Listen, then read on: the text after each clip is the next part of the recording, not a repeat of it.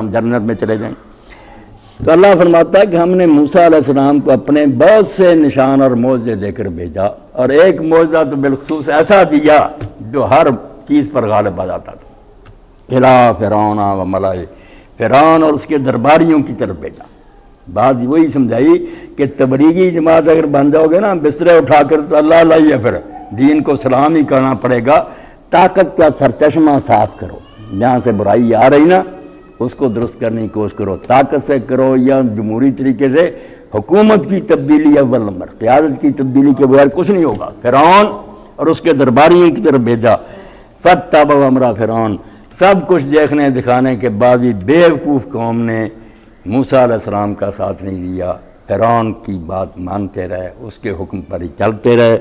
وما امر فرعون برشید، حالانکہ فرعون کا حکم، اس کے جو اعلانات تھے وہ درست نہیں تھے، سیدھے راستے پر وہ قوم کو نہیں چلا رہا تھا، بیوقوف بنایا ہوا تھا۔ میں قومی مفاد میں کر رہا ہوں، پاکستان کے لیے کر رہا ہوں، ایسے ہی احمد کہتا ہے۔ سورہ مومن میں جو تقریر ہے اس میں کہا موسیٰ تمہیں گمراہ کرتا ہوں، ما اہدیکم الا سبیل الرشاد، میں سیدھے راستے کی طرف تمہیں لے کر جانا چاہتا ہوں، خیر خواہ ہوں قوم کا، ایسی تقریریں کرتا۔ تو اللہ فرماتا جو کچھ وہ کہتا تھا وہ ٹھیک نہیں تھی بات، مگر لوگ اسی کے پیچھے لگ رہے، بیوقوف بنے رہے۔ یقدم قومہ یوم القیامہ فاوردہم النار، دنیا میں جو ہوا سارا بیان مختصر کر کے نا قصے کا خلاصہ بیان کیا کہ یہاں سے تباہ ہو کر چلے گئے۔ اب قیامت کے دن بھی وہ اپنی قوم کے آگے آگے آئے گا، جیسے یہاں لیڈر تھا وہاں بھی وہ پیشوا ہوگا، سارے مصری پیچھے آ رہے ہوں گے۔ فاوردہم النار، تو وہ پھر انہیں آگ پر لے جائے گا، جہنم کے کنارے پر جا کر کھڑا کر دے گا۔ فرمایا ایسے بے ایمان حاکم اور ایسے صاحب اقتدار لوگ، ان کے پیچھے کا چلنے کے یہی نتیجہ نا کہ سمندر میں غرق ہو جاؤ، دنیا بھی گئی، ملک بھی تباہ ہوا، اور آخرت میں آگ پر لے جا کر کھڑا کر دے گا۔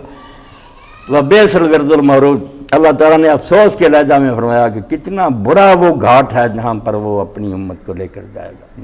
بجائے جنت کے چشموں پر لے جانے کے، شیریں اور خوشگوار ٹھنڈے اور میٹھے پانی جنت کے پیتے، دوزخ میں لے گیا، ایسے برے گھاٹ پر جا کر قوم کو کھڑا کر دیا۔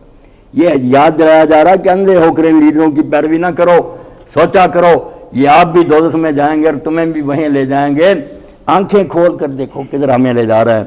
وَأُتْبِعُوا فِي هَٰذِهِ لَعْنَةً وَيَوْمَ الْقِيَامَةِ، اس دنیا میں بھی ان کے پیچھے لعنت لگا دی گئی، وہ چلے گئے، مگر تاریخ کے صفحات میں لکھا گیا، جہاں زبانوں پر ذکر آتا لوگ کہتے ہیں فرعون اس کے ساتھیوں پر لعنت، یار ایسے برے لوگ تھے پیغمبروں کی مخالفت کر، دنیا میں بھی لعنت ان کے نام کا حصہ بن گئی، اور قیامت کے دن پر لعنت برس رہی ہوگی، ہر طرف سے پھٹکار ہے، لعنت ہے تم پر، بے سرفد المرفوض، کتنا برا انعام ہے جو انہیں دیا گیا۔ حالانکہ انعام کیا ہے تو سزا ہی نا، اس کو تحکم کہتے ہیں، ٹھٹھے کی طور، جیسے جاتے ہیں نا کہ برے لوگ تھانہ میں کہتے ہیں آؤ چودھری جی تھوڑی توازو کری، اب توازو کیا کری ہوتی، چھتر پڑتے۔